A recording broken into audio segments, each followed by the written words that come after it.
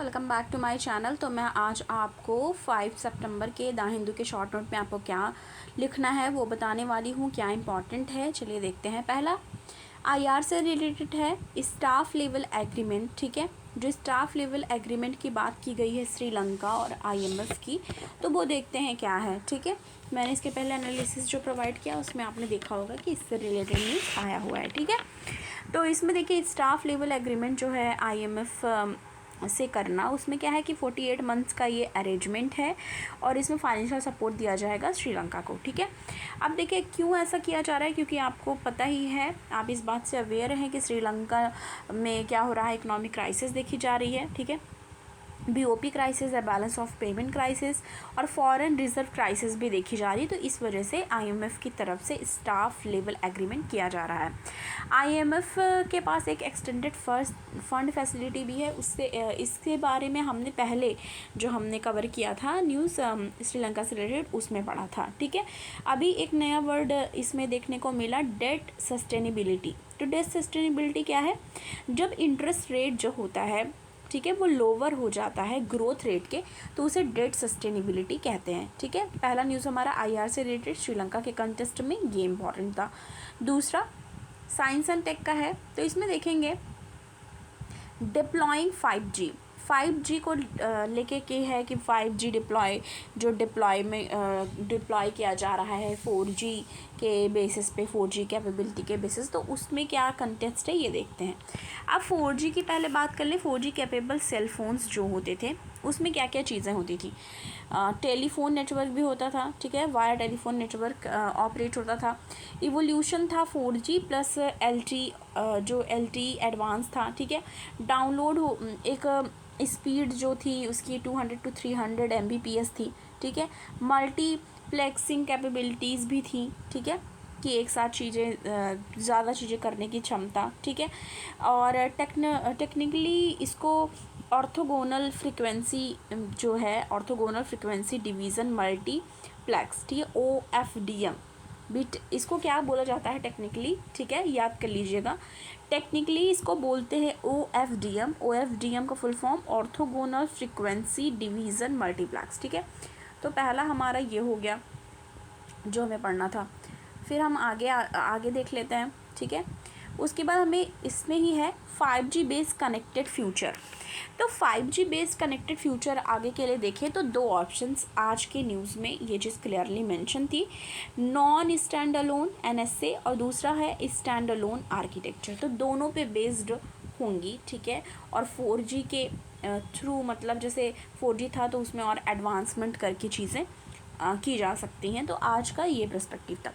दूसरा आईआर से रिलेटेड है, इंडिया और ऑस्ट्रेलिया से रिलेटेड है। इसमें क्या बात की जा रही है, both are part of quad grouping. तो दोनों ही क्वाड ग्रुपिंग के मेंबर्स हैं। ठीक है, दोनों ही पार्ट हैं क्वाड में जो ग्रुपिंग है। ठीक है, स्ट्रैटेजिक जो इंटरेस्ट है वो इंश्योर करता है बैलेंस बनाना दोनों इंडो पैसिफिक, और साथ ही साथ ये जो इंडो पैसिफिक में है और इंश्योर करेगा इस रीज़न में कि दोनों की जो स्ट्रैटेजिक इंटरेस्ट है वो बनी रहे और बैलेंस्ड रहे। ठीक है, इंडिया और ऑस्ट्रेलिया दोनों की बात की जा रही है। Not dominated by any one hegemonic power. तो इसमें क्या है कि कोई भी किसी भी हेजेमोनिक पावर जो है उसके द्वारा डोमिनेट नहीं है। अभी टुडे कॉन्टेस्ट यानी कि आजकल के कॉन्टेस्ट में देखा जाए तो इंडिया क्या है, एक लार्जेस्ट सोर्स और स्किल माइग्रेंट हैं जो प्रोवाइड करा सकता है ऑस्ट्रेलिया को। ठीक है, और इकोनॉमिक रिलेशनशिप भी जो है वो स्ट्रॉन्ग रहे। तो इसमें क्या है कि अभी आप देखेंगे दिन ब दिन इन फ्यूचर, मतलब अभी भी देखना शुरू हो गया कि इंडिया और ऑस्ट्रेलिया के बहुत सारे प्रोजेक्ट्स आएंगे। इंडिया और ऑस्ट्रेलिया एक बहुत अच्छा रिलेशन बिल्ड करेगा थ्रू इकोनॉमिकली, कमर्शियल और ट्रेड पर्सपेक्टिव, हर तरीके से वो अपनी चीज़ों को स्ट्रॉन्ग करेगा। ठीक है, उसके बाद हमें कौन सा पढ़ना है देखते हैं, ये हमने देख लिया। ओके, इसके बाद हमें पढ़ना है साइंस एंड टेक का है इनफ्लेटेबल एरोडायनेमिक डिसेलरेटर। ठीक है, IAD। तो ये साइंस एंड टेक से रिलेटेड है, इसरो ने टेस्ट किया है IAD को। ठीक है, IAD यूज़ होता है किसके लिए, एटमॉस्फेरिक एंट्री पेलोड के लिए, ठीक है। और किसका यूज़ करते हैं इसमें, इनफ्लेटेबल इन्वेलप का यूज़ होता है, एक इनफ्लेटेबल इन्वेलप होता है उसका यूज़ करते हैं, ठीक है। एंड एन इन्फ्लेटेंट, और इन्फ्लेटेंट का यूज़ करते हैं, मतलब यूज़ किसका करते हैं, इन्फ्लेटेंट और इन्फ्लेटेबल का, और किसके लिए, एटमॉस्फेरिक एंट्री पेलोड के लिए, ठीक है। इसमें क्या है, कैन यूज्ड इन, किस चीज़ में यूज़ किया जा सकता है, फ्यूचर विज़न, जो फ्यूचर विज़न, सॉरी विज़न नहीं, मिशन, फ्यूचर मिशन, जैसे फ्यूचर में अगर मिशन है हमारा वीनस का लेके, मार्स का लेके, तो उसमें इस जो ये नया चीज़ डेवलप किया गया है, टेस्ट किया गया है इसरो के द्वारा, IAD, उसको यूज़ किया जा सकता है, ठीक है। दूसरा, नैनो यूरिया से रिलेटेड हमें पढ़ना है, ये science and tech as well as agriculture के पर्सपेक्टिव से भी इम्पॉर्टेंट है। तो नैनो यूरिया की बात कर रहे हैं, नैनो शब्द से ही आप जा रहे होंगे कि साइज में बहुत ही माइन्यूट, बहुत ही स्मॉल होगा, छोटा एकदम, माइक्रो लेवल पे। तो nano urea enter through stromata, तो पत्तियां होती हैं, ठीक है, प्लांट्स होते हैं, उसमें छोटे छोटे जो होल्स होते हैं, मतलब जो दिखाई नहीं देते ऐसे, तो आपको सामने से विजिबल नहीं होंगे, उसमें क्या होता है ये कि जो लीफ होती हैं उसमें स्ट्रोमेटा, या प्लांट्स में आप जान लो कि स्ट्रोमेटा प्रेजेंट होता है, उसके थ्रू ये एंटर करता है, ठीक है, नैनो यूरिया, और ये उसके ही थ्रू वर्क करता है, ठीक है। अब देखिए, अगर यूरिया की बात करें, आपने बहुत सारे लोगों ने जो देखा भी होगा यूरिया जो खेतों में छिड़काव करते इस वक्त, तो पहले क्या होता था कि ज़्यादा मात्रा में यूरिया का यूज़ किया जाता था, ठीक है, करने के लिए, डालने के लिए, खाद जो होती है हमारी, फर्टिलाइज़र, तो ज़्यादा अमाउंट में यूज़ किया जाता था। पर अभी नैनो यूरिया की बात की गई है, मतलब ये बहुत ही स्मॉल होता है, मतलब नैनो से आप समझ ही जाएंगे, नैनो साइज़ का होता है।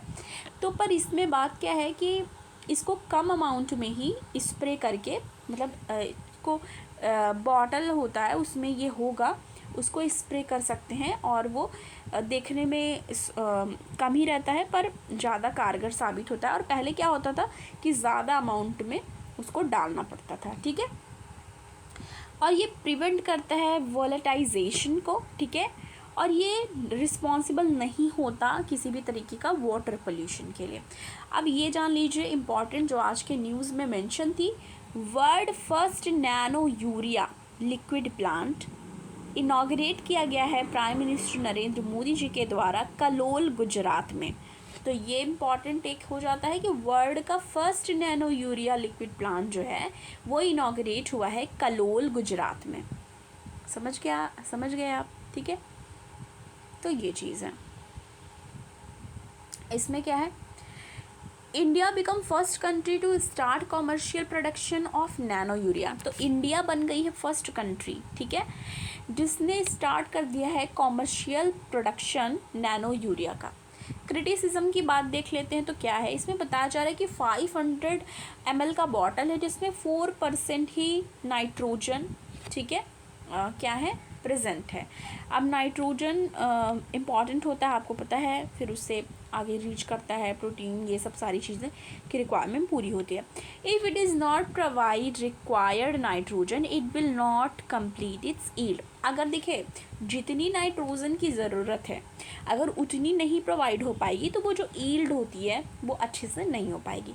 एग्जाम्पल ले लेते हैं, राइस को ज़रूरत होती है 20 kg नाइट्रोजन की, और मेज को ज़रूरत होती है 30 kg नाइट्रोजन की, ठीक है। हमारा नेक्स्ट इम्पॉर्टेंट पढ़ना है, आज के न्यूज़पेपर में था, आपने देखा, डार्क स्काई, ठीक है, dark sky reserve in Ladakh. तो डार्क स्काई रिजर्व कहाँ पे इसका व्यवस्था या चीज़ें सेटअप की गई हैं, लद्दाख में। तो ये सेटअप हुआ है लद्दाख में, ठीक है। इंडिया का फर्स्ट डार्क स्काई रिजर्व है जो कि सेटअप हुआ है हैनले, जगह का नाम याद रखना है, हैनले, लद्दाख में, ठीक है। 4500 मीटर अबव सी लेवल है ये, ठीक है।